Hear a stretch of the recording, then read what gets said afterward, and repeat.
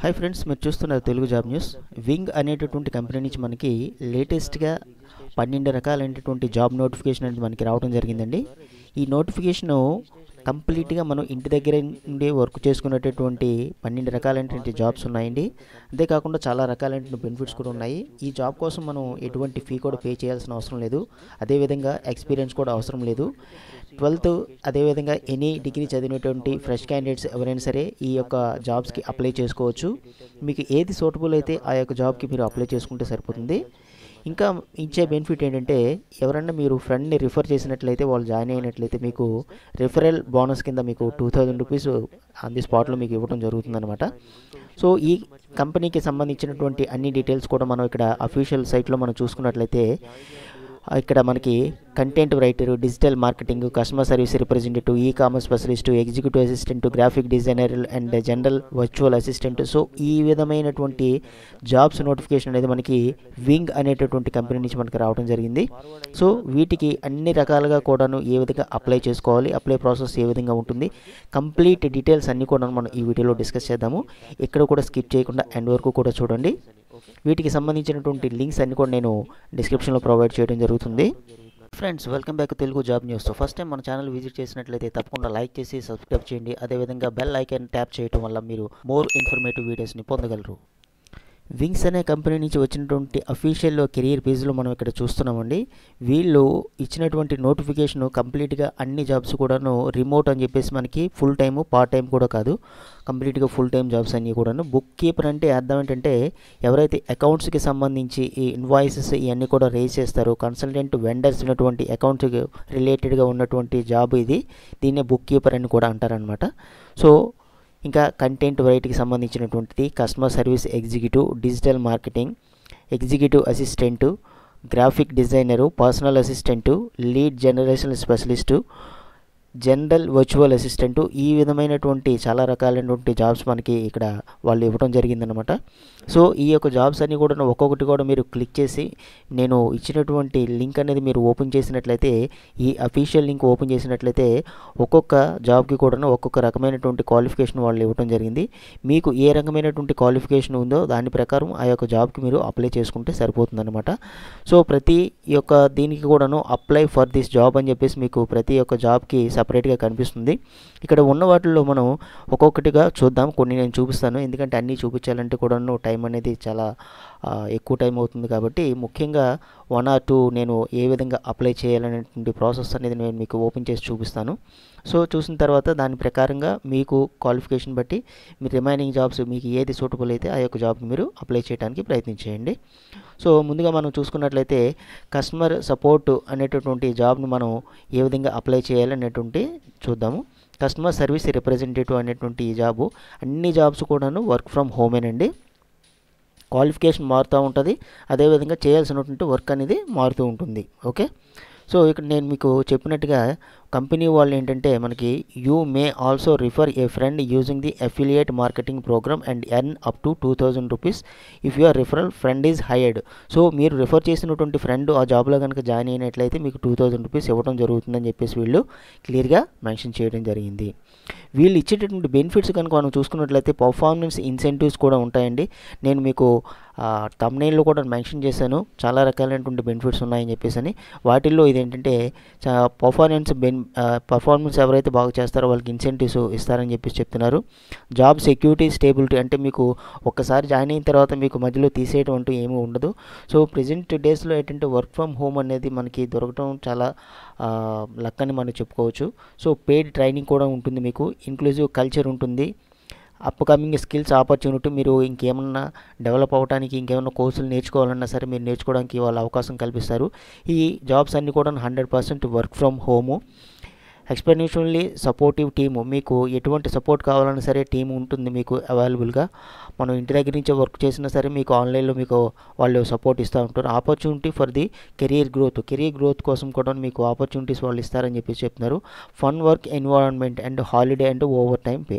So హాలిడేస్లో మీరు work చేసినట్లయితే మీకు ఎక్స్ట్రా పే కూడా ఇస్తారని చెప్పేసి ఇక్కడ వాళ్ళు క్లియర్గా మెన్షన్ చేస్తున్నారు.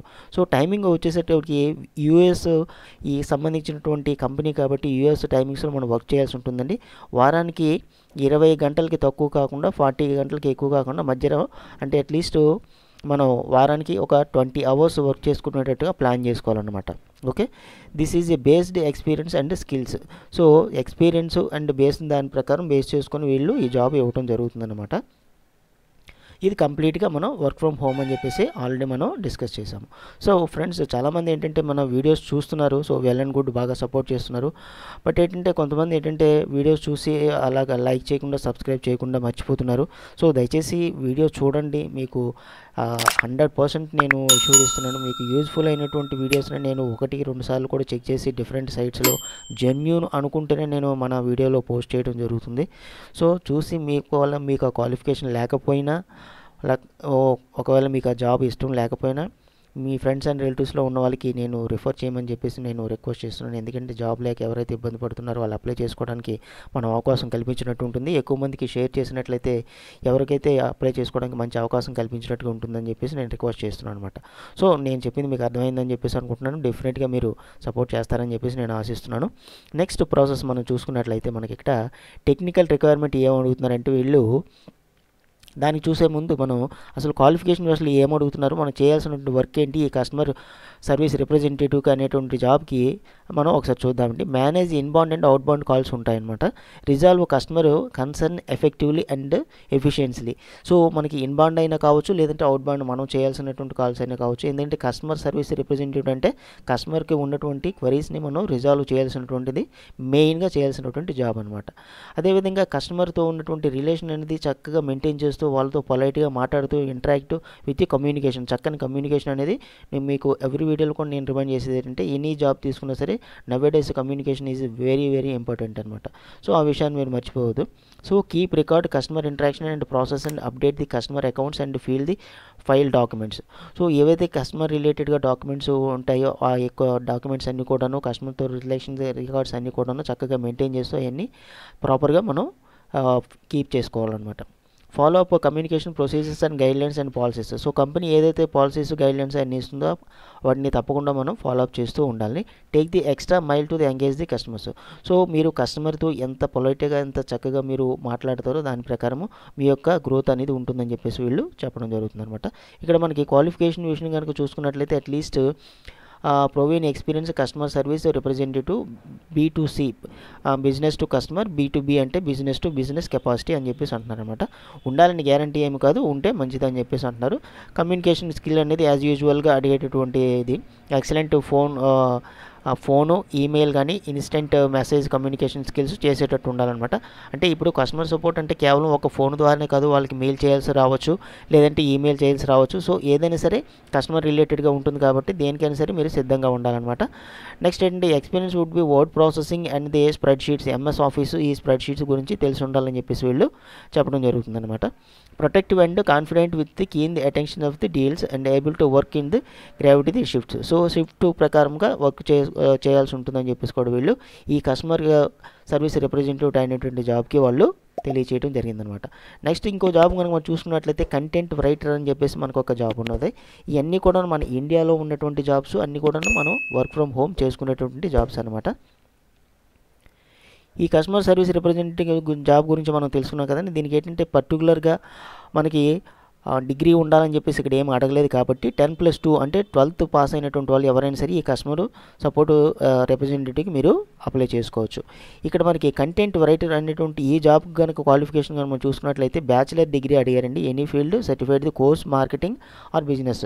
సో బ్యాచిలర్ డిగ్రీ చేసినటువంటి వాళ్ళు ఈ కంటెంట్ రైటర్ అనే జాబ్కి మీరు అప్లై చేసుకోవచ్చు అనమాట.